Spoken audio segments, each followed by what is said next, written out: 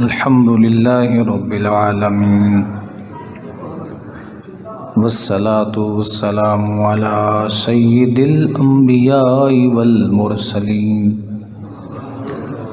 وعلى آله وأصحابه أجمعين.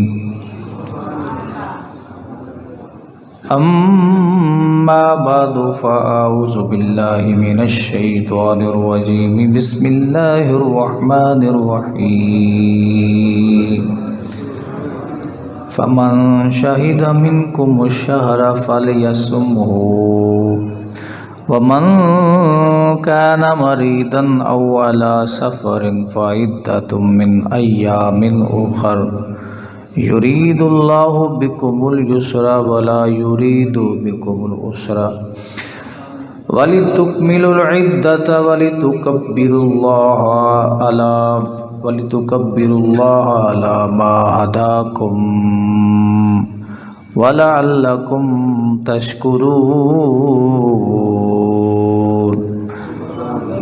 آمنت بالله صدق الله العظيم وبلغنا رسوله النبي الكريم الأمين.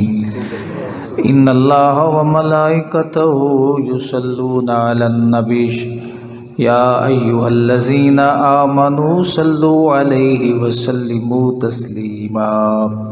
الصلاة والسلام عليك يا سيدي يا رسول الله.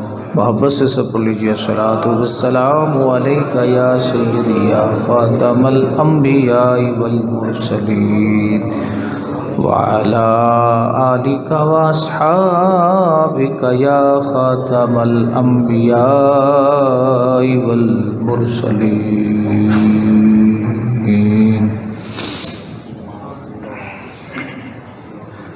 بعد از حمد و ثنا، معزز و محتشم احباب، یہ دو کتب میرے سامنے آئی ہیں، برخوردار دے کے گیا ہے. یہ دعا بعد نماز جنازہ محقق اہل سنت پیر ابو الحقائق محمد رمضان المحقق النوری دامت برکاتہ علیہ رحمۃ اللہ علیہ تعالی آپ کی یہ تصنیف لطیف ہے، اور اس کی ترتیب و تخریج جو ہے وہ صاحبزادہ پیر محمد طیب نوری دامت برکاتہ علیہ انہوں نے کی ہے، اور یہی ان کی دوسری تالیف ہے. یہ بھی صاحبزادہ پیر مفتی محمد طیب نوری دامت برکاتہ علیہ انہوں نے کی ہے سراج منیرہ کے نام سے، جس میں رسول کریم صلی اللہ علیہ وسلم کی سیرت طیبہ اور دیگر چیزیں جو ہیں وہ بیان کی گئی ہیں.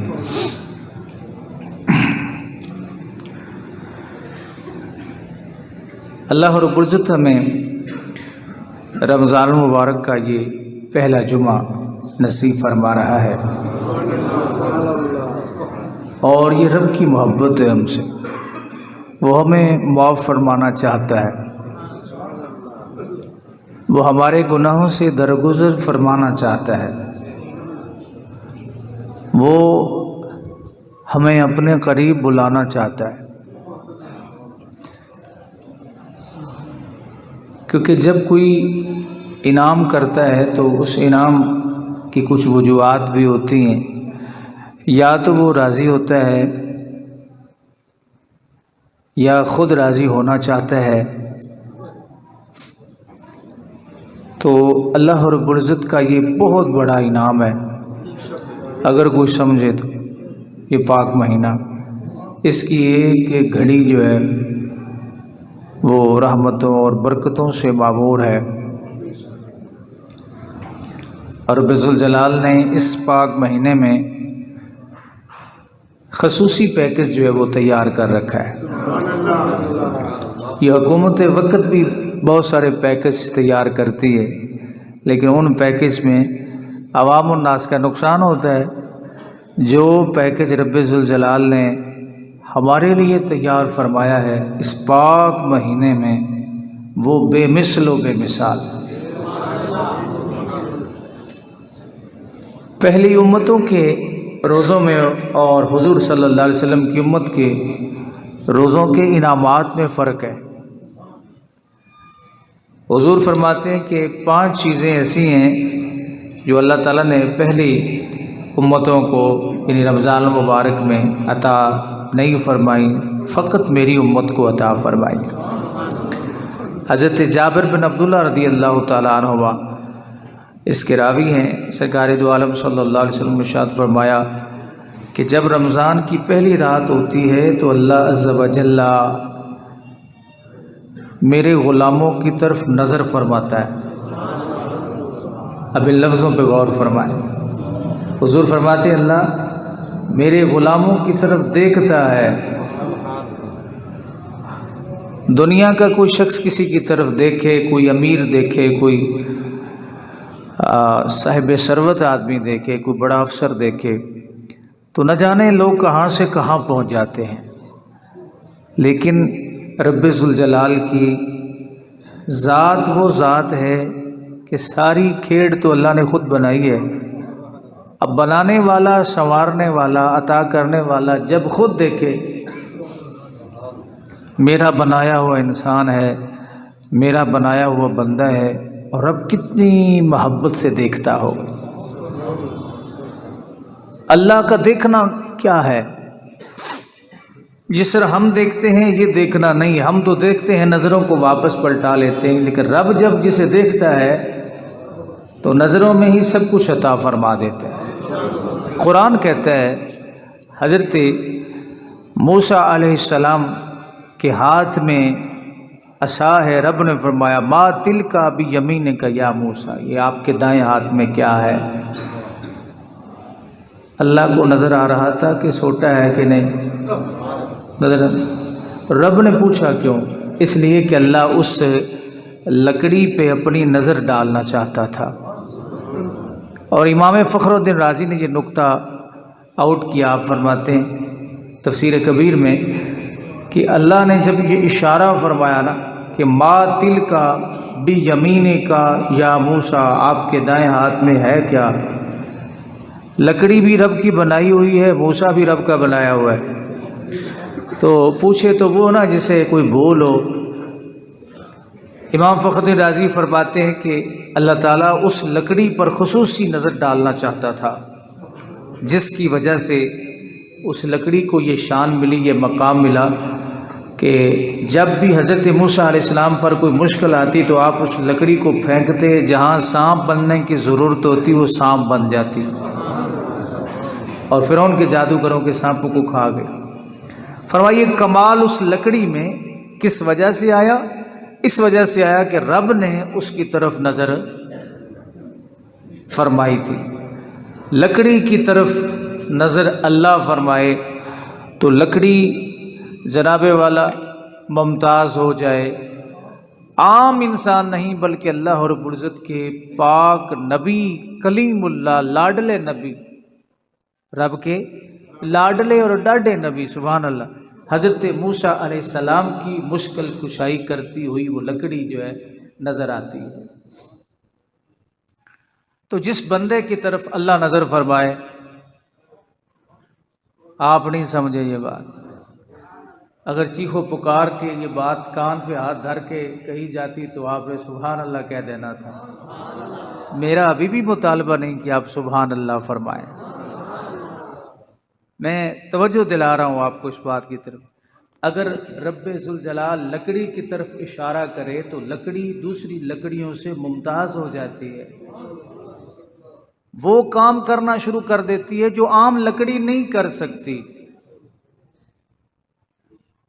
جو عام لکڑی نہیں کر سکتی۔ تو لکڑی اگر سانپ بن کے فرعون کے جادوگروں کے سانپوں کو کھا سکتی ہے، مشکل آسان فرما سکتی ہے، وہ بھی کلیم اللہ کی، تو جس پہ اللہ نظر فرمائے۔ تو میرے مصطفیٰ کریم علیہ السلام فرما رہے ہیں کہ پہلی امتوں کے روزے رمضان میں اور میری امت کے رمضان میں فرق ہے کہ 5 چیزوں کا۔ پہلی یہ کہ جب رمضان کی پہلی رات ہوتی ہے، رحمت کی برسات ہوتی ہے اور رب ذوالجلال حضور فرماتے میرے غلاموں کی طرف نظر رحمت فرما کے انہیں دیکھتا ہے۔ ہم کتنے خوش نصیب ہیں کہ اللہ ہمیں کوئی ہم رب کی نظروں سے چھپے ہوئے تو نہیں ہیں، چھپے ہوئے نہیں ہیں، لیکن قانون ہے کہ جب کسی چیز کی طرف اشارہ کیا جاتا ہے تو اس مشار الیہ کی طرف نظر بھی جاتی ہے۔ جب رب نے ہمیں دیکھا تو رب کی نظر پڑی ہم پہ تو سارے کھاتے صاف ہو گئے۔ اس لیے ہمارا یہ اعزاز ہے جو ہم یہاں جمعہ کے اس عظیم دن میں موجود ہیں اور رمضان کی بابرکت گھڑیاں ہمیں نصیب ہو رہی ہیں۔ ترستی رہی امتیں یہ مقام حاصل کرنے کے لیے، یہ مرتبہ پانے کے لیے جو ہمیں مصطفیٰ کا صدقہ مفت میں مل جاتا ہے۔ اللہ ہمیں دیکھتا ہے، رمضان کی پہلی رات رب نے ہمیں دیکھا۔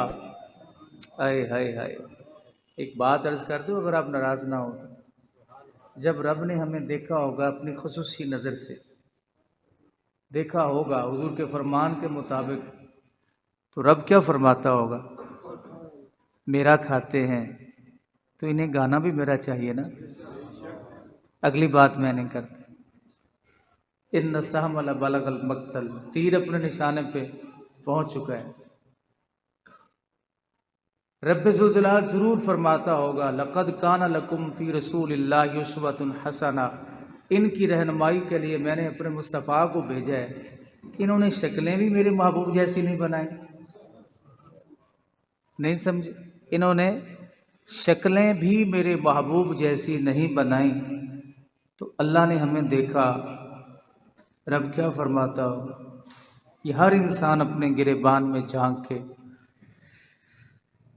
جھانکے اور غور کرے کہ اللہ کیا فرماتا ہو، کیونکہ حدیث پاک میں تو یہ الفاظ ہے نہیں جو میں آپ سے عرض کروں، لیکن حضور فرماتے ہیں اللہ دیکھتا ہے۔ دوسرا فرمایا کہ جب روزے دار سانس لیتا ہے اس کے منہ سے جو بو آتی ہے وہ مشک سے بھی زیادہ عند اللہ مقبول ہے، کستوری سے بھی زیادہ اللہ کی بارگاہ میں مقبول ہے۔ فرمایا یہ صرف یہ شان پہلی امتوں کو نہیں مل سکی۔ خدا کی ہم سے محبت دیکھیں، اللہ کا ہم سے پیار دیکھیں، الفت دیکھیں، ہمارے منہ سے پتہ نہیں ہم نے مسواک کیا ہے کہ نہیں کیا، پتہ نہیں ہم نے جناب ٹوتھ پیسٹ کا استعمال کیا ہے یا نہیں کیا۔ بعض دفعہ انسان کا معدہ خراب ہو تب بھی منہ سے بدبو آتی ہے، لیکن رب فرماتے ہیں کہ تیرے معدے میں جو بھی خرابی ہو، تیرے منہ میں جو بھی خرابی ہو، لیکن ہے نا تو روزے سے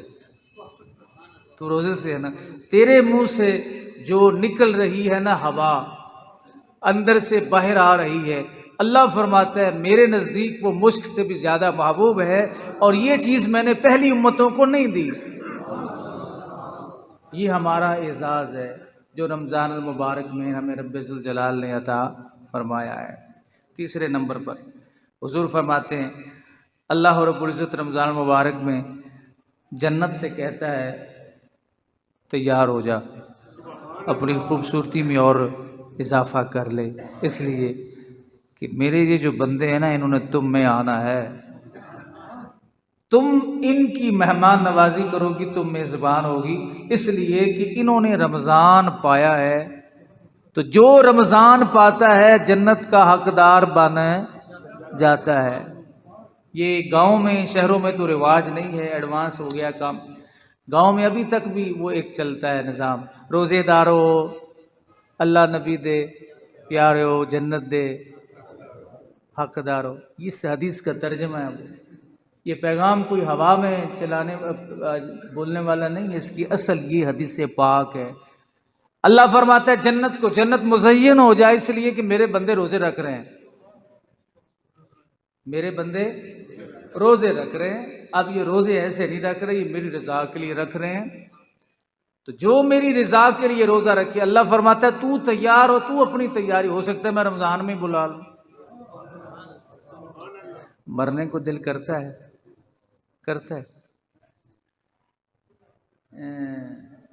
پتہ نہیں اب میں کیا کہہ سکتا ہوں کہ آپ اندر سے کہہ رہے ہیں یا اوپر سے کہہ رہے ہیں، کسی کا دل نہیں کرتا مرنا، سمجھ آئی؟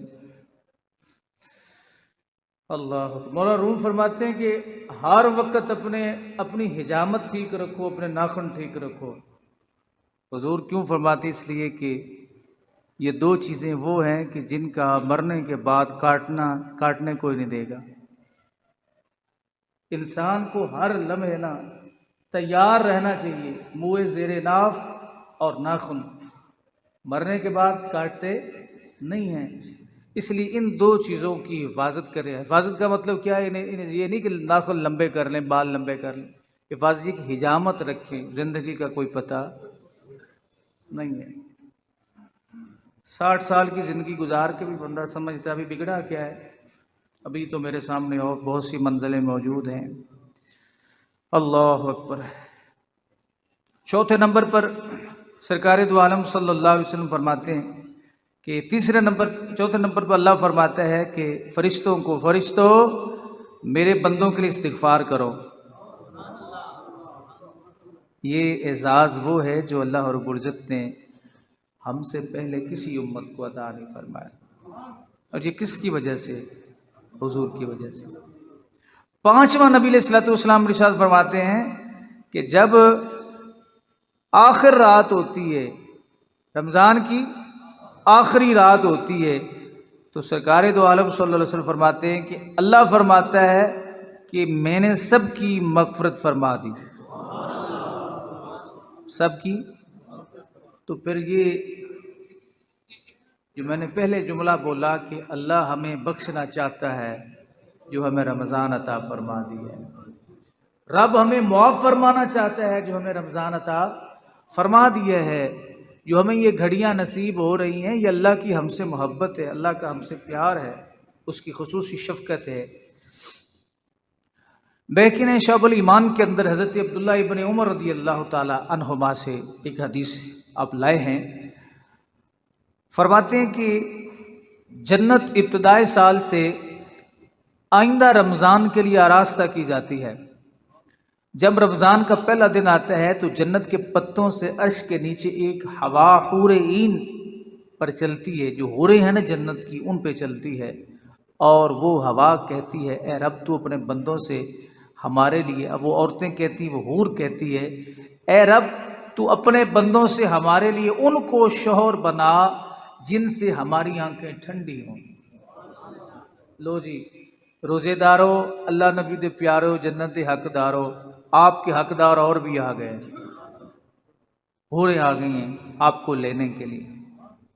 یہ مقام ہے روزے دار کا، اور وہ کہتی ہے اے رب تو اپنے بندوں سے ہمارے لیے ان کو شوہر بنا جن سے ہماری آنکھیں ٹھنڈی ہوں اور ان کی آنکھیں ہم سے ٹھنڈی ہوں۔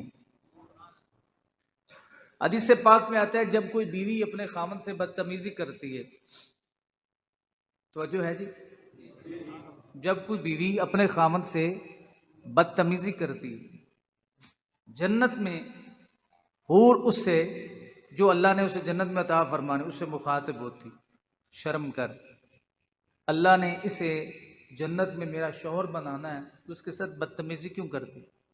اس عورت کی نماز قبول نہیں ہوتی جو اپنے خاوند سے بدتمیزی کرتی ہے۔ وہ حور کہتی ہے کہ اللہ نے اس کو جنت میں میرا خاوند بنانا ہے تو اس کے ساتھ بدتمیزی کیوں کر رہی ہے؟ سمجھ آئی؟ یہ حور کی کتنی طاقت ہے کہ وہ جنت سے بیٹھ کے دنیا میں موجود اللہ نے اسے جو خاوند جنت میں دینا اسے جانتی ہے، اسے پہچانتی ہے۔ تو جنت کس لیے بنی ہے، کس کا صدقہ بنی ہے، اور حور کس کا صدقہ بنی ہے، اسے کوئی خبر نہیں۔ معاذ اللہ، کیا لوگوں کی عجیب عقیدے ہیں یار، عجیب معاملات ہیں لوگ۔ حور تو سب کچھ جانتی ہے جنت میں بیٹھ کے کہ زمین پہ اس کا خاوند جس نے جنت میں بننا ہے وہ کون ہے، یہ بھی جانتی۔ دوسرا وہ اس عورت سے مخاطب بھی ہوتی ہے، اس عورت سے مخاطب بھی ہوتی، خبردار شرم کر تو میرے خاوند کے ساتھ یہ اس طرح کا سلوک کیوں کر رہی ہے، اللہ نے اسے جنت میں میرا خاوند بنانا ہے۔ حور کو پتہ ہے، حضور کو پتہ نہیں ہے۔ قربان جاؤں تیرے عقیدے پہ، ہمیشہ نیگیٹو بات سن کے واہ واہ کرنے والے تیرے عقیدے پہ قربان جاؤں۔ فیس بک کا گھوڑا بن کے کوئی گالیاں دے اولیاء کو تو خوش ہوتا ہے، اللہ کے بندوں کو گالیاں دے تو خوش ہوتا ہے، یہ بہت اچھا کر رہا ہے۔ ایسا ہی ہونا چاہیے۔ ہوش کے ناخن لیں۔ اللہ نے کوئی نعمت بھی اپنے بندوں کو عطا نہیں فرمائی کہ جو نعمت اپنے نبی کو عطا نہ کی اور بندوں کو عطا کر دی۔ یہ قانون ہے، جب تک رب ذوالجلال کوئی نعمت اپنے نبی کو نہیں دیتا، امت کو بھی نہیں دیتا۔ نبی کے توسل سے، نبی کے وسیلے سے نعمتیں بندوں تک، امت تک پہنچتی ہیں۔ اللہ اکبر۔ طبرانی کبیر میں حدیث پاک ہے، حضرت عبداللہ بن عمر رضی اللہ تعالی عنہما آپ فرماتے ہیں کہ روزہ کی شان کیا ہے؟ فرمایا روزہ اور قرآن بڑی شان والے ہیں۔ روزہ اور قرآن بڑی شان والے ہیں، یہ ان کی شان اتنی ہے کہ قیامت کے دن یہ روزہ روزے دار کی اور قرآن قاری کی شفاعت کریں۔ روزے میں جان ہوتی کو نہیں چلتا ہے، روزہ نہیں چلتا۔ تو یہ جو حدیث پاک میں آتا ہے کہ روزے معلق رہتے ہیں جب تک صدقہ فطر نہیں ادا کیا جاتا، یہ زمین و آسمان کے درمیان لٹکے رہتے ہیں۔ وہ چلتے پھرتے، بیٹا ان کو ٹھیک کریں، کیا ہو گیا اسپیکروں کو؟ زمین و آسمان کے درمیان کیا رہتے ہیں جی؟ معلق رہتے ہیں، لٹکے رہتے ہیں۔ جیسے ہی صدقہ فطر ادا کیا جاتا ہے یہ اللہ کی بارگاہ میں پہنچ جاتے ہیں۔ اڑ سکتے ہیں، چل نہیں سکتے۔ اڑ سکتے ہیں، چل نہیں سکتے، ان کی ٹانگیں نہیں روزوں کی۔ فرمائیے تمہاری سمجھ سے بات باہر ہے۔ قرآن اور رمضان یہ روزے، حضور سرور دو عالم صلی اللہ علیہ وسلم فرماتے ہیں یہ شفاعت کریں گے۔ قرآن کو شفاعت کا حق حاصل ہے، روزے کو شفاعت کا حق حاصل۔ روزہ کیا کرے گا؟ روزہ اللہ کی بارگاہ میں کرے گا، اللہ اس نے مجھے رکھا اور میری حفاظت بھی کی۔ روزہ رکھ لینا ہی کمال نہیں ہے، بلکہ روزے کی حفاظت کرنا یہ بھی کمال ہے۔ بیٹی آواز نہیں صحیح آ رہی، چیک کریں ذرا۔ روزہ رکھ لینا یہ کمال نہیں، روزے کی حفاظت بھی کرنی ہے بھائی۔ تو جب بندہ روزے کی حفاظت کرتا ہے، روزے کی حفاظت کرتا ہے تو یہ روزہ اس کی شفاعت کرتا ہے۔ قرآن کی تلاوت کرتا ہے، اس کی حفاظت کرتا ہے، تو قرآن سے کیا کرے گا؟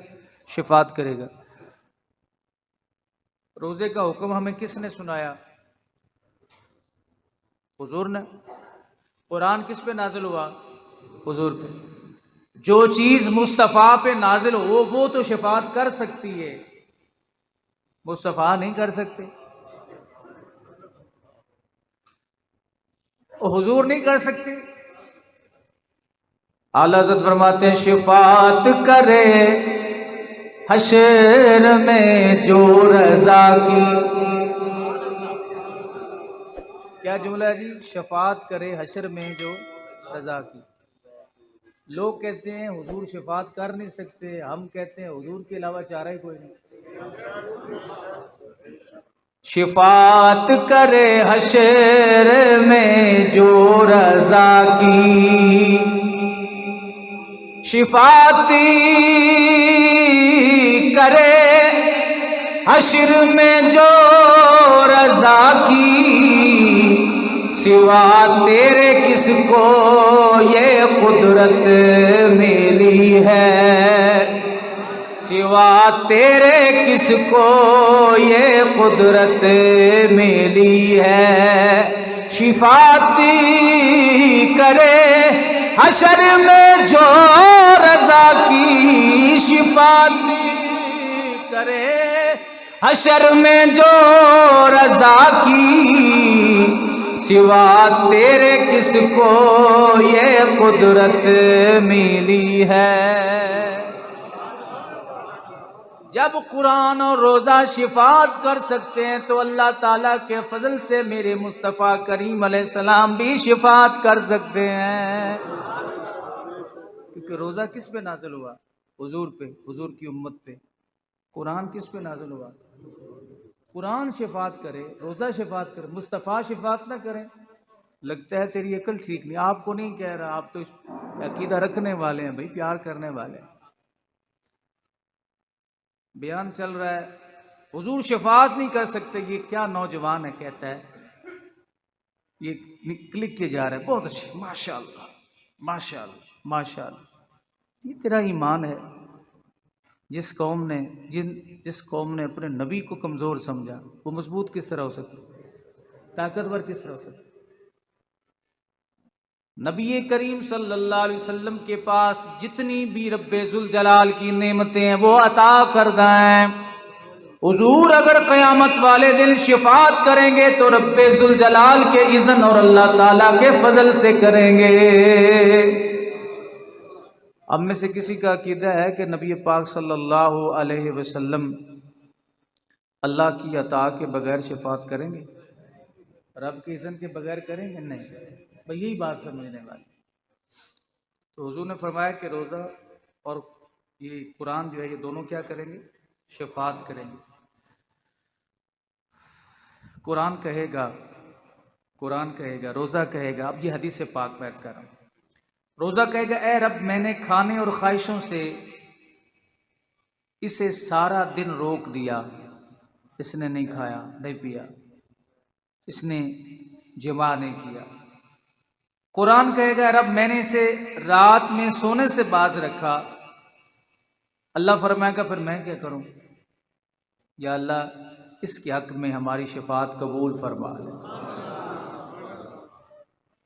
قرآن وہ نعمت ہے جو صرف قیامت کے دن ہی شفاعت نہیں کرے گا، یہ قبر میں بھی شفاعت کرے۔ حضرت ابو ہریرہ رضی اللہ تعالیٰ عنہ سے مروی ہے، فرماتے ہیں رسول کریم صلی اللہ علیہ وسلم نے ارشاد فرمایا کہ جس نے اللہ عز و جل کی رضا کے لیے، اللہ تعالیٰ کی رضا کے لیے ایک دن کا روزہ رکھا، اللہ تعالیٰ اس کو جہنم سے اتنا دور کر دے گا، کتنا دور؟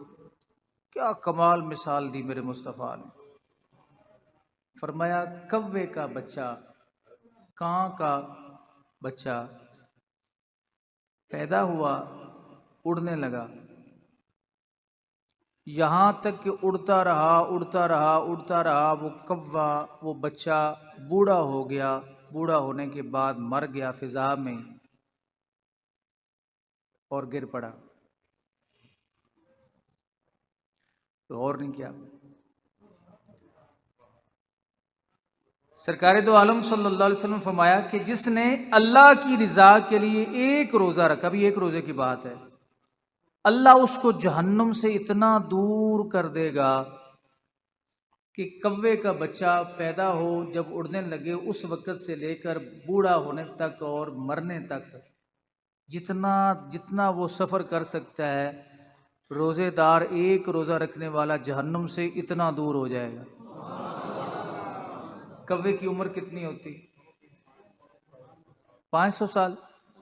500 سال آپ کہہ رہے ہیں؟ نہیں یار 500 سال ایسے تو نہ کہے، 500 کوا ہے کیا چیز ہے؟ میں تو نہیں یہ بات مانتا کہ 500 سال عمر کوے کی ہو، 500 سے بھی زیادہ ہے تو خود خوف کریں، کیا ہو گیا آپ؟ ہاں جی کروڑ سال عمر؟ نہیں ایسے نہ کریں، 500 سال میں نے تو کہیں نہیں پڑھا، آپ کے علم میں ہوگا شاید۔ چلیں جتنے سال بھی ہے، لیکن عام پرندوں سے اس کی عمر زیادہ ہوتی ہے، تو حضور نے کیا مثال دی۔ اچھا بات یہ ہے جو میں یہاں کرنا چاہتا ہوں، حدیث یہ شاید پہلے بھی آپ نے سنی ہوئی ہو، یہ کوے والی، یہ اندازہ کس نے لگایا ہے؟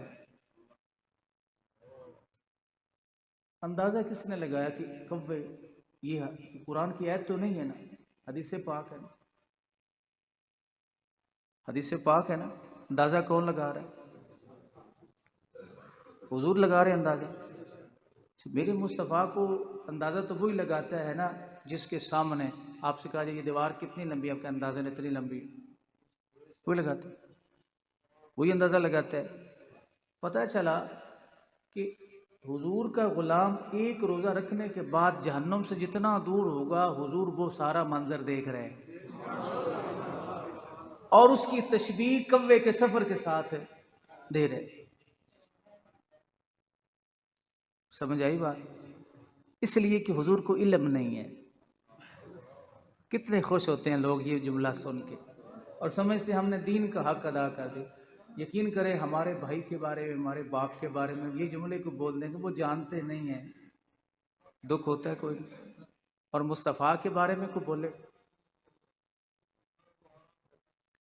ہائے ہائے، پورا منظر دیکھ کے اس کی تشبیہ پھر مصطفیٰ نے اپنی نظر مبارک ڈالی مخلوق پہ کہ یا اللہ تو نے کون کون سی مخلوق بنائی ہے جو میں یہ مثال اپنے غلاموں کو سمجھا سکوں۔ تو حضور کو پوری مخلوق میں پرندوں میں کوا نظر آیا جس کی عمر زیادہ آتی ہے۔ سارا منظر اللہ رب العزت نے اپنے محبوب کے سامنے رکھا، محبوب منظر تو دیکھتا جا اور سمجھاتا بھی خود جا، میری مخلوق کی مثالیں دے دے کہ انہیں سمجھاتا جا۔ اعلیٰ فرماتے سرے عرش پر ہے تیری گزر، دل فرش پر ہے تیری نظر، ملکوت ملک میں کوئی شے نہیں وہ جو تجھ پہ عیا نہیں، ملکوت ملک میں کوئی دیکھ کے ہر چیز کو جانچ کے دیکھ کے میرے مصطفیٰ جو ہیں وہ فرماتے ہیں۔ روزے دار میری امت کا ہے، روزہ بھی اس نے ایک رکھا ہے، تو ایک روزہ رکھنے والے کا اجر یہ ہے کہ وہ جہنم سے جتنی کوے جتنی عمر گزارے اتنی عمر اڑتا رہے تو اتنا دور ہو جاتا ہے۔ تو جس نے 2 روزے رکھے، جس نے 3 رکھے، جس نے 4 رکھے، جس نے 5 رکھے، اور جس نے اس مہینے میں اتنے سونے موسم میں نہ رکھے، جس نے 6 رکھے، جس نے 20 رکھے، جس نے پورے 30 رکھے، مبارکباد کا مستحق ہے وہ، مبارکباد کا مستحق ہے وہ۔ کتنے انعام ہے امتی کے لیے، پوری تاریخ اٹھا کے دیکھ لیں، احادیث مبارکہ کا ذخیرہ دیکھ لیجئے۔ رب ذوالجلال نے اپنے پیارے محبوب صلی اللہ علیہ وسلم کی امت کو جو مقام عطا فرمایا یہ کسی اور نبی کی امت کو نہیں دیا۔ روزے سارے رکھتے، حضور سے پوچھا کہ یا رسول اللہ ہمارے روزے اور یہودیوں کے کافروں کے روزوں میں فرق کیا؟ حضور نے فرمایا سحری کا فرق ہے۔ کیا فرق ہے؟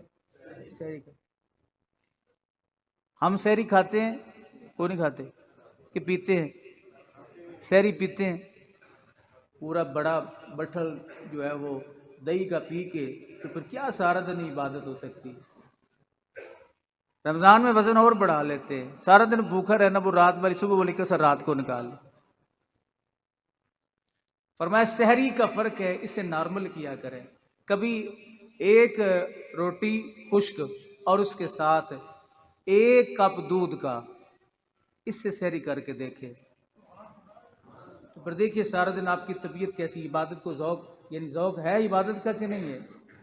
5 کلو کھا کے بندہ سارا دن کیا نماز پڑھ سکتا ہے، کیا عبادت کر سکتا ہے، کیا اس کی رغبت رب مقصد یہ کہ نفس کمزور ہو جائے، تو نفس کو کمزور کرنا ہے رمضان میں، اس کو پہلوان نہیں بنانا، بگیاڑ نہیں اس کو بنانا۔ کم کھائیں، سحری کے وقت بالخصوص جیسے ہی کم کھائیں گے، ماشاءاللہ یہ حاجی صاحب کی خصوصی محبت ہے، پیار ہے۔ اچھا جی، تو میرے آقا کریم صلی اللہ علیہ وسلم نے ارشاد فرمایا کہ ہمارے روزوں میں اور کافروں کے روزوں میں، یعنی یہودوں نصارہ کے روزوں میں فرق کس چیز کا ہے؟ سحری کرنا کیا ہے؟ سنت ہے۔ دوسری حدیث پاک طبرانی کے اندر حضرت ابو ہریرہ رضی اللہ تعالیٰ عنہ سے مروی ہے، آپ فرماتے ہیں کہ نبی کریم صلی اللہ علیہ وسلم فرماتے ہیں، نفلی روزے کی شان بیان کی اس حدیث میں حضور نے، کہ جس نے ایک نفل روزہ رکھا، نفلی روزہ ایک رکھا، اور زمین بھر اسے اب اللہ تعالیٰ کیا کتنا فرماتا ہے؟ فرمایا زمین بھر اسے سونا دیا جائے، زمین بھر اسے سونا دیا جائے، جب بھی اس کا ثواب پورا نہ ہوگا۔ کس کی شان ہے؟ نفلی روزے کی۔ پوری زمین سونے سے بھر دی جائے نفلی روزے کا تو پورا نہیں ہوگا اس کا ثواب ہے، انتہا کوئی روزے کے ثواب، تو پھر فرضی روزے کا مقام کیا ہوگا؟ سنیے ابن ماجہ شریف میں رسول پاک علیہ السلام کا فرمان علی شان موجود ہے۔ حضور فرماتے ایک شخص نے روزہ رکھا ہوا ہے، ایک بندہ اس کے سامنے آ گیا، کھانا کھا رہا ہے۔ توجہ فرمائیے ذرا، میں آپ کی شان بیان کر رہا ہوں، آپ کی شان بیان کر رہا ہوں۔ پتہ ہے جب لوگوں کی شان بیان کی جائے تو وہ پھولے نہیں سماتے۔ آپ سو رہے ہیں، اپنی تعریف تو سن لیں۔ حضور فرماتے ہیں، ابن ماجہ کی روایت ہے، جب کوئی شخص تمہارے سامنے بیٹھا ہو، تم روزے سے ہو وہ روزے سے نہ ہو، وہ کھا رہا ہو تم صبر کر رہے ہو، حضور فرماتے ہیں جتنے بھی تمہارے اعضاء میں جوڑ ہیں، سارے جوڑ تیرے حق میں دعائیں کر رہے ہیں، تسبیحات کرنا شروع کر دیتے ہیں کہ تو نے روزہ رکھا اس نے نہیں رکھا۔ تو اس کے سامنے بیٹھ کے بھی خوش ہے، اس کو برداشت بھی کر رہا ہے، سمجھا تو رہا ہے نا پیار محبت سے، اس کو برداشت کر رہا ہے، تو تیرے جتنے بھی جوڑ ہے وہ تسبیح کر رہے ہیں اور تیرے لیے دعا کر رہے ہیں۔ یہ کیا کم مقام ہے، یہ کیا کم مرتبہ ہے۔ اللہ اکبر۔ حاکم نے کعب بن اجرا رضی اللہ تعالیٰ عنہ سے روایت کی، رسول اللہ صلی اللہ علیہ وسلم ممبر پہ سوار ہونے لگے، بیٹھنے لگے، لوگ بیٹھے ہوئے ہیں، پہلے درجے پر آپ نے اپنا پاؤں مبارک رکھا، کہا آمین، دوسرے پر رکھا، کہا آمین، تیسرے پر رکھا، کہا آمین۔ یا رسول اللہ یہ آپ نے کیا ارشاد فرمایا؟ سرکار دو عالم صلی اللہ علیہ وسلم فرماتے ہیں آج ہم نے، صحابہ نے کہتے ہیں کہ آج ہم نے حضور سے ایسی بات سنی کہ کبھی پہلے نہیں سنی تھی۔ فرمایا میرے صحابہ، جبریل آئے، آ کر انہوں نے مجھ سے عرض کی کہ جس نے رمضان پایا اور اپنی بخشش نہ کروائی وہ دور ہو جائے۔ رمضان پایا اور اپنی بخشش نہ کروائی وہ دور ہو جائے۔ دوسرے نمبر پہ حضور فرماتے ہیں جب میں نے دوسرے سیڑھی پہ درجے پہ قدم رکھا، دوسرے پہ قدم رکھا تو جبریل نے مجھ سے یہ کہا کہ جس کے پاس ہے محبوب تیرا ذکر ہو، تیرا نام لیا جائے، تجھ پہ درود نہ پڑے، دور ہو جائے وہ۔ میں نے کہا آمین۔ تیسرے پہ حضور فرماتے ہیں جبریل نے کہا دور ہو جائے وہ شخص جس نے اپنے بوڑھے ماں باپ کو بڑھاپے میں پایا اور ان کی خدمت کر کے جنت حاصل نہ کی۔ تم کیسے مسلمان ہو، بڑی بڑی بسیں لے لیتے ہو، عورتوں کو سوار کر لیتے ہو ہیں، ان میں مال شال کھانے پینے کا ساتھ لے لیتے ہو، جب تھک جاتے ہو بھائی یہ دوست اب آپ مجھے کوئی ہدیہ جات جو ہے وہ دے رہے ہیں تو میں ان سے یہ درخواست کروں گا، منع نہیں کر رہا، میں درخواست کروں گا برائے مہربانی صدقہ فطر نہ مجھے دیجیے گا، اور مال زکوٰۃ بھی نہیں دینا، وہ مدرسے میں دینا، جمع کرانا ہے، ٹھیک ہے نا، مدرسہ حفظ القرآن میں جمع کروانا ہے، مجھے جو دیں ہدیہ دیا کریں، میں منع نہیں کر رہا، آپ کو روک نہیں رہا نہیں سمجھے، آپ کو منع نہیں کر رہا میں، اور مانگ بھی نہیں رہا آپ سے، کیونکہ میرے مصطفیٰ کا فرمان ہے ہدیہ مانگو نہیں، کوئی دے تو انکار نہ کرو۔ تو اس چیز کا بالخصوص رمضان المبارک میں خود بھی گناہ گاروں کو آپ کا لگے گا نہیں اور میں گناہ گار ہوں گا، گناہ گار تو آپ ہی ہو کہ ایک مسئلہ بتانا کہ میری ذمہ داری، بہرحال میں عرض کر رہا ہوں۔ حضور علیہ الصلوۃ والسلام نے فرمایا جس نے اپنے بوڑھے والدین کو پایا اور ان کی خدمت کر کے دور ہو جائے، دور کس سے؟ جنت سے دور ہو جائے، اللہ کی رحمت سے دور ہو جائے۔ لے لیتے ہو بس سے اور چلے جاتے ہو زیارتوں پہ جا رہے ہیں، اماں کا خیال ہے، ابا کا خیال ہے، بیٹے بیٹیوں کا خیال ہے کہ ان کے شب و روز برائی میں تو نہیں گزر رہے کہ وہ لائن سے ہٹے ہوئے تو نہیں ہے. خوش نصیب ہے وہ آدمی جس کو بڑھاپے میں باپ مل گیا. خوش نصیب ہے وہ آدمی جس کو بڑھاپے میں ماں مل گئی. خدمت کرے. حضور فرماتے ہیں اعمال کی طرف یہاں نہیں فرمایا نبی علیہ الصلوۃ والسلام، فرمایا جس نے بوڑھے ماں باپ کی خدمت کی. خدمت کا مطلب یہ نہیں ہے کہ پاؤں دباتے رہیں، پیسے دیتے رہے، بولنے گندا. خدمت یہ ہے کہ جب وہ سخت بات کرے، اماں کری اور آخ لے، ابا ایک دفعہ اور کیا ہے، یہ انداز اپنا اختیار. پھر بعد میں رونے ہوتے ہیں. اور کچھ کی کوئی چیز نصیب پہ بندہ کہتا ہے کاش میری ماں آج زندہ ہوتی، میں اپنی ماں کے لیے یہ کر لیتا. کاش میرا ابا آج زندہ ہوتا، میں اپنے ابا کے لیے یہ، میں ان کے لیے بڑی گاڑی لے کے آتا، میں اپنی ماں کے لیے بڑی گاڑی لے کے آتا. پھر وہ زمانہ بیت چکا ہوتا ہے. 3 چیزیں رسول پاک صلی اللہ علیہ وسلم نے ارشاد فرمایا، جس آدمی کے سامنے میرا نام لیا جائے مجھ پہ درود نہ پڑے وہ بھی دور ہو جائے. جس بندے نے اپنے بوڑھے ماں باپ کو پایا بڑھاپے میں اور وہ ان کی خدمت اس نے نہ کی، فرمایا وہ بھی دور ہو جائے. تیسرا فرمایا جس نے رمضان پایا اور اس کا روزہ نہ رکھا. جس نے رمضان پایا اور اس کا روزہ، سمجھ آئی جی بات؟ یہ مقام ہے جناب والا روزے دار کا. حضرت ابو مسعود غفاری رضی اللہ تعالیٰ ایک لمبی حدیث روایت کرتے، نبی کریم صلی اللہ علیہ وسلم نے ارشاد فرمایا اگر بندوں کو معلوم ہو جائے، اگر بندوں کو معلوم ہو جائے کہ رمضان کیا چیز ہے، اگر بندوں کو معلوم ہو جائے کہ رمضان کیا چیز ہے، تو سرکار فرماتے میری امت تمنا کرتی رہے کہ پورا سال ہی رمضان ہو. میری امت تمنا کرتی رہے، خواہش کا اظہار کرتی رہے پورا سال ہی رمضان ہو، ہر رمضان کے آخر میں عید ہو، ہر عید سے پہلے کاروبار ہو، 300 والی کھجور 550 ہو، 300 روپے والا 250 روپے والا 200 روپے والا سیب 500 روپے ہو، ہر مہینے کے آخر میں عید ہو. اب میں اور کچھ نہیں کہتا، پکڑے ہی نہ جائیں. کیا مسلمان ہے یار، کیا انسان. میں یہاں پہ ایک ضمناً بات آپ کے گوش گزار کر دوں.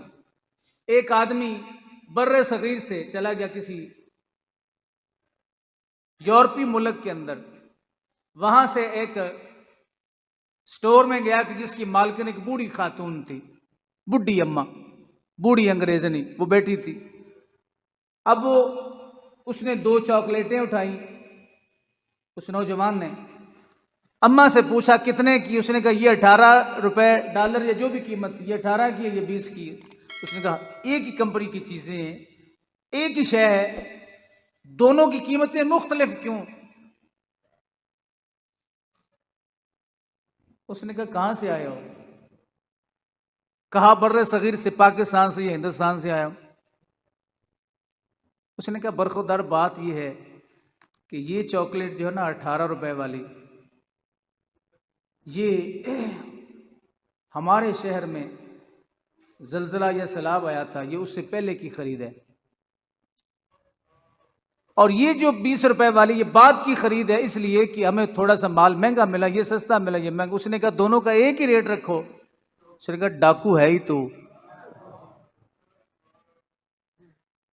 کفار کے معاشرے میں اتنی دیانتداری سے کام لیا جاتا ہے. ہم کون ہیں؟ ہم مسلمان ہیں. ہمیں تو چاہیے تھا کہ رمضان المبارک میں، اور یہ نہیں میں کہتا کہ یہ حکومت کا قصور ہے، نہیں. آپ بیٹھے ہیں یہاں پہ، جس کا جتنا بس چلتا ہے نا وہ اتنا رگڑا ضرور لگاتا ہے. آپ میں سے کثیر لوگ ریڑیوں پہ، دکانوں پہ بیٹھے ہیں فروٹ. آپ کو حکومت نے نہیں کہا کہ اس کا ریٹ اتنا بڑھا دے، حکومت تو وہ چیختی چلاتی رہتی، کوئی مانے یا نہ مانے. آپ نے خود اس کا ریٹ بڑھایا ہوا ہے کیونکہ عید آ رہی ہے.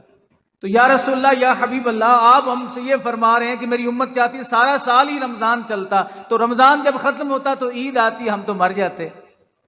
ہمارے لیے تو عید کا کوئی مہینہ بھی خالی نہ جاتا. جیسے جیسے عید گزرے گی، آئے گی، قریب ہوگی، بازار بھی گرم ہوتے جائیں گے. اور یہ بازار جو ہے یہ ویسے پہلے ہی ہر معاملے میں مہنگا ہمارا یہ جو بازار ہے بالخصوص فروٹ کے حوالے سے ناراض نہ ہونا بھائی، تو یہ اور مہنگا ہو جائے گا. سمجھ آئی؟ حضور نے فرمایا شان اتنی ہے، مقام اتنا ہے. میرے آقا کریم صلی اللہ علیہ وسلم ارشاد فرماتے ہیں اگر میری امت کو رمضان کی قدر کا پتہ چل جائے تو یہ خواہش کرتے رہے کہ یا اللہ سارا سال ہی رمضان ہو. آپ اندازہ لگا لیجیے. تو حضرات ذی وقار یہ چیزیں بہت ضروری ہیں، ہمیں سمجھنی چاہیے. اتنی شان اور اتنا مقام جو ہے اللہ تعالیٰ نے رمضان المبارک کو عطا فرمائے. حضرات گرامی، اس پاک مہینے کے فیض و برکات سے بہت سارے لوگ مستفید نہیں ہو پاتے. ان میں سے کثیر مریض ہیں جو مستفید نہیں ہو پاتے. وہ یہ فرماتے رہتے ہیں کہ ہمیں روزہ معاف ہے. یہ مسئلہ میں آپ کے گوش گزار کر دوں. کس مریض کو روزے کی رخصت ہے؟ مریض کو مرض بڑھ جانے یا دیر میں اچھا ہونے یا تندرست کو بیمار ہو جانے کا گمان غالب ہو کہ بہت زیادہ بیمار ہو جائیں گے تو اس صورت میں اس کی اجازت ہے، ادروائز اجازت نہیں ہے. اسی طرح نماز کا حکم ہے. یہ جو ہمارے دوست کرسیوں پہ بیٹھ کے نماز پڑھتے ہیں، سمجھ آ رہی ہے؟ رواج بنتا جا رہا ہے کہ اب جیسے بھی جس مسجد میں بھی داخل ہوں خیر سے ویسے ہی محسوس ہوتا ہے کہ یہاں پہ ٹکٹوں سے لوگ بیٹھے ہوئے ہیں. جس کو ہلکا سا کندھے میں درد ہو وہ بھی کرسی پہ بیٹھ جاتا ہے. سمجھ آ رہی میری بات؟ نمازیں نہ ضائع کریں اپنی. کندھے میں درد ہو وہ بھی کرسی پہ، پیٹ میں درد ہو وہ بھی کرسی پہ، پاؤں میں درد ہو وہ بھی کرسی پہ. کرسی پہ بیٹھنے کی اجازت فقط اس آدمی کو ہے جو زمین پہ نہیں بیٹھ سکتے. سمجھ آ رہی؟ جو زمین پہ بھی نہیں بیٹھ سکتے. جو لوگ زمین پہ بیٹھ کے نماز پڑھ سکتے ہیں ان کے لیے کرسیوں پہ نماز پڑھیں گے تو ان کی نماز نہیں ہوگی. اب یہ میں نہیں پوچھنا چاہتا کہ آپ کے کندھے میں درد ہے، آپ کے چوکنے میں درد ہے، آپ کے موروں میں درد ہے، آپ کی ٹانگ میں درد ہے. جو زمین پہ بیٹھ کے، کتنے ایسے کرسیوں والے ہوتے ہیں جناب، جب افطاری ہوتی ہے اس وقت بھی کرسی پہ بیٹھا کر. اس وقت کرسی پہ کیوں نہیں بیٹھ؟ سارے نیچے بیٹھ. آپ اس سے چوکڑی مار کے بیٹھ جائیں، نماز پڑھنی ہے چوکڑی مار کے بیٹھ جائیں، یہ اپنی نمازیں ضائع نہ کریں. اسی طرح جو مریض ہیں ہلکا سا عارضہ ہو تو روزہ سب سے پہلے چھوڑ دیتے. اللہ ماشاءاللہ ہمارے جو طبیب حضرات ہوتے ہیں وہ خود روزے سے بیزار ہوتے ہیں. وہ کہتے ہیں آپ کو شریعت نے اجازت دی ہے، بس حضور نے اجازت دی. نبی کریم صلی اللہ علیہ وسلم کی بارگاہ مقدسہ میں سفر کا جب مسئلہ پوچھا گیا، صحابہ کرام فرماتے ہیں ہم سفر پہ گئے، روزے سے تھے، رمضان کا مہینہ تھا. سرکار سے پوچھا گیا یا رسول اللہ، یا حبیب اللہ، ہم روزہ رکھیں یا روزہ نہ رکھیں؟ نبی کریم علیہ السلام نے فرمایا تمہاری مرضی ہے، چاہو تو رکھ لو، چاہو تو نہ رکھو. کچھ صحابہ نے اللہ خیر، ابھی تو افطاری کا ٹائم نہیں ہوا یار. کچھ صحابہ کرام، بات سنیں ٹائم کم ہے، کچھ صحابہ کرام رضوان اللہ علیہ مجمعین نے روزہ رکھ لیا اور کچھ نے نہ رکھا. یہ حدیث غور سے سنیں. اب جنہوں نے رکھا تھا انہوں نے، جنہوں نے نہیں رکھا تھا ان کو سرزنش نہیں کی، ان سے یہ نہیں کہا کہ تم نے روزہ نہیں رکھا. اور جنہوں نے نہیں رکھا تھا انہوں نے یہ نہیں کہا وڈے رہے روزے دار، یہ بھی نہیں کہا، دونوں خاموش رہے. اس لیے آج کے اس دور میں جہاں سہولیات ہیں، اس وقت صعوبتیں تھیں سفر کرنے کی، اب سہولیات ہیں کہ آپ گھر میں ہوتے ہیں، اتنا مزہ نہیں ہوتا جتنا 1 کروڑ کی گاڑی میں ہوتا ہے. تو اس دور میں آپ سفر پہ جائیں، اگرچہ شریعت نے آپ کو اجازت دی ہے رخصت کی، لیکن روزہ رکھیں تو بہتر ہے. روزہ رکھیں تو بہتر. اس پیارے موسم میں، اتنے خوبصورت موسم میں، اتنے ٹھنڈے موسم میں بھی جو نہ رکھے وہ بدقسمت ہے کہ نہیں؟ بلکہ میں یہ کہوں گا وہ بدبخت ہے. روکا کرے، لوگوں کو سمجھایا کرے پیار سے، محبت سے، قول لین سے. جب کوئی آپ کے سامنے کھا رہا ہو، روزانہ ایک بندے کو منع کرے کہ یار تو روزہ تو نہیں رکھ رہا لیکن کم سے کم اتنی شرم حیا تو کر، چھپ کے کھا لے. حالات کیسے تنزلی کی طرف جا رہے ہیں، کتنی جناب والا پیچھے کی طرف جا رہے ہیں کہ ایک زمانے میں روزہ جو نہیں رکھتے تھے پولیس والے پکڑ کے لے جاتے، پتہ نہیں وہ پولیس کدھر رہ گئی، وہ پولیس والا وہ کہاں رہ گئے کہ جو روزے دار جو روزہ خور ہوتے تھے ان کو پکڑ کے جناب بند کر دے، ایک دن کے لیے بند کرتے تھے، صبح دوسرے لوگوں کو کہان ہو جاتے تھے نہیں یار روزہ رکھنا ہے، تو روزہ نہ بھی لوگ رکھتے، چھپ چھپ کر کھاتے تھے، پردے لگے ہوتے تھے یہ ہوٹلوں کے اوپر، اب وہ بھی اٹھے ہوئے ہیں۔ بے حسی اتنی ہو گئی ہے جس کی کوئی حد اور انتہا نہیں ہے۔ تو حضرت ذی وقار اگر کوئی مرض میں مبتلا ہے، کوئی سفر پہ ہے، تو اس کا مرض شرعی مرض ہونا چاہیے کہ جس میں وہ روزہ رکھے تو اس کی جان جانے کا خطرہ ہو، شوگر کا حملہ اتنا سخت ہو کہ روزہ رکھنے سے شوگر لو ہو، ڈاکٹر کہہ دے کہ آپ کی شوگر لو ہو سکتی ہے، آپ کی جان چلی جائے گی، تو شریعت نے اس میں اجازت دی ہے۔ اب اس کا حل کیا ہے وہ بھی میں آپ کے گوش گزار کر دیتا ہوں۔ جو آدمی روزہ نہیں رکھ سکتا بیماری کی وجہ سے، اس کی دو صورتیں ہیں۔ ایک صورت تو یہ ہے کہ اسے دوبارہ صحت کی امید ہے یا نہیں ہے، یہ غور سے سن لیں ذرا، اسے دوبارہ صحت کی امید ہے یا نہیں ہے۔ اگر اسے دوبارہ صحت کی امید ہے تو پھر رمضان کے بعد جب تندرست ہو جائے تو اپنے روزے قضا کرے، وہ فدیہ نہیں دے سکتا، وہ فدیہ نہیں دے سکتا۔ دوسرا وہ شخص ہے کہ جو رمضان کا روزہ چھوڑ رہا ہے، اسے بیماری ہے، اب اس کی شفا کی امید، بوڑھا آدمی جیسے شیخ فانی بوڑھا آدمی ہے کہ عمر اس کی 80 سال سے اوپر ہو چکی ہے، اب آگے جوان تو نہیں ہوگا نا، اپنے آپ کو کہہ سکتا ہے میں جوان ہوں، لیکن جوان ہو نہیں سکتا، اب تندرستی ہو نہیں سکتی، تو فرمایا اس کو فدیہ دینے کا حکم ہے۔ فدیہ کتنا ہے؟ صدقہ فطر، ایک دن کا، ایک روزے کا صدقہ فطر جتنا ہم دیں گے 160 روپے فی یوم، کتنا جی؟ 160 روپے فی یوم۔ اگر یہ نہ دے تو پھر 2 وقت کا کھانا پیٹ بھر کے کسی فقیر کو کھلائے۔